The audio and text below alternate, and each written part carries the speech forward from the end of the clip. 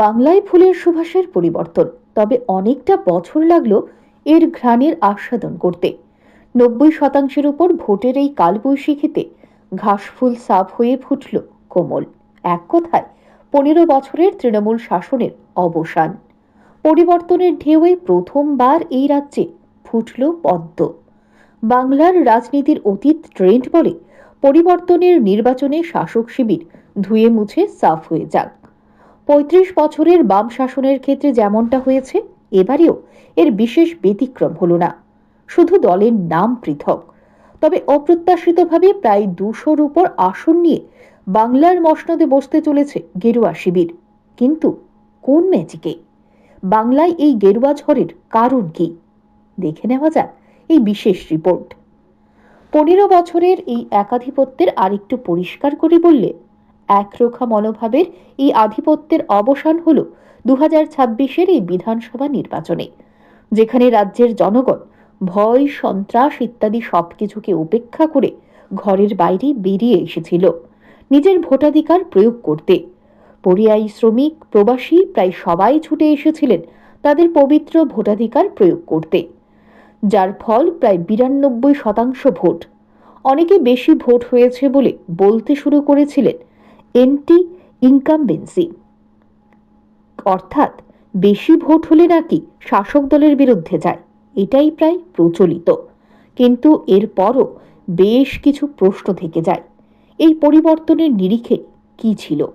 নিঃসন্দেহে অনেক বিশ্লেষকরা এর পেছনে দীর্ঘ 15 বছরের নানা বঞ্চনা, দুর্নীতি, অব্যবস্থা, কেন্দ্রীয় সরকারের সাথে তাল মিলের অভাব বা বিরোধিতা, উন্নয়নের প্রশ্নে বিরোধিতা, এমন অনেক কিছুর উল্লেখ করেন। এরপরেও এই পরিবর্তনের পেছনে কিছু উল্লেখযোগ্য কারণ উঠে আসছে। অনেকে মনে করেন এর পেছনে রয়েছে ধর্মীয় মেরুকরণ। বঙ্গে বিজেপির বিরাট জয়ের অন্যতম প্রধান কারণ ধর্মীয় মেরুকরণ। শুভেন্দু অধিকারীর লাগাতার হিন্দুত্বের প্রচার, অমিত শাহর অভিন্ন দেওয়ানি বিধির প্রতিশ্রুতি, সর্বোপরি বাঙালি মধ্যবিত্ত হিন্দুদের মধ্যে অনুপ্রবেশকারী এবং রোহিঙ্গাদের ভয় ধরানো। বিজেপির এই প্রচার কৌশল বাংলায় এক প্রকার অকল্পনীয় কাজটি করে দেখিয়েছে।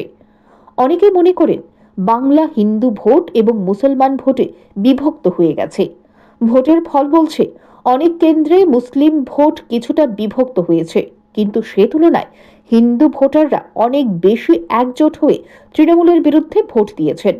অন্তত প্রাথমিক পর্যবেক্ষণে তেমনটাই মনে হচ্ছে। প্রতিষ্ঠান বিরোধিতা। বিজেপির জয়ের কারণ ব্যাখ্যা করতে গেলে অবশ্যই বলতে হয় প্রতিষ্ঠান বিরোধিতার কথা। রাজ্যে 15 বছর ধরে সরকার চালানোর দারুণ তৃণমূল সরকারের বিরুদ্ধে একটা ক্ষোভের জায়গা তৈরি হয়েছিল।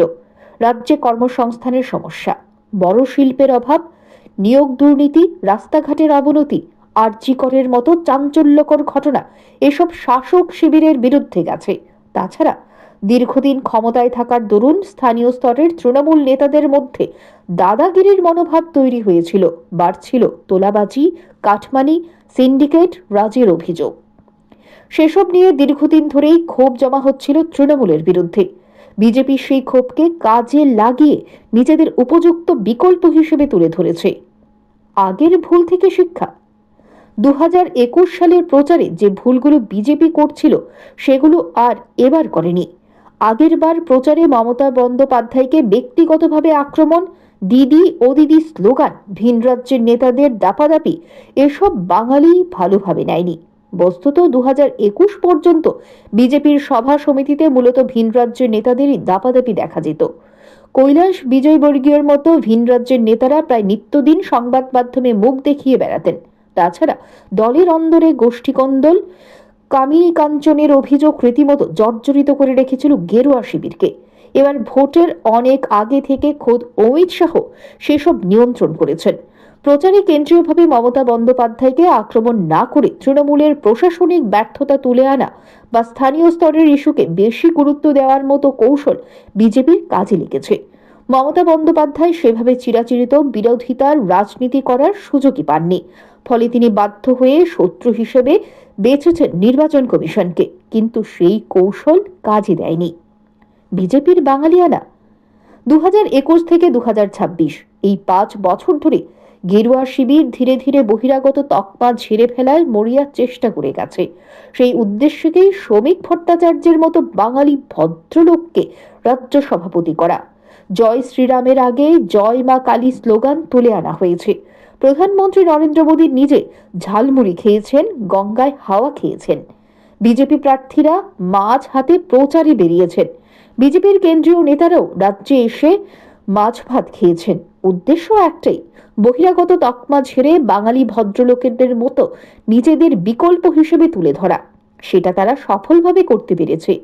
গেরুয়া শিবির এতদিন তৃণমূলের ভাতার রাজনীতি নিয়ে কটাক্ষ করত, কিন্তু এবারে ভাতা দেওয়ার প্রতিশ্রুতিতে অন্তত বিজেপি তৃণমূলকে ছাপিয়ে গিয়েছিল। সেটারও প্রভাব পড়েছে ভোট ব্যাংকে। নির্বাচন কমিশনের ভূমিকা। বিজেপি স্বীকার করুক না করুক, গেরুয়া শিবিরের এই জয়ে নির্বাচন কমিশনের ভূমিকা অস্বীকার করা যায় না। এসআইআর এর জেরে যে লক্ষ লক্ষ মানুষের ভোটাধিকার বাতিল হলো, সেভাবে ভোটের ঠিক আগে তৃণমূলের ভোট মেশিনে কার্যত বিধ্বস্ত করে দেওয়া হলো। সেগুলো আখেরে সুবিধা দিয়েছে বিজেপিকে। অন্তত তৃণমূলের তেমনই অভিযোগ।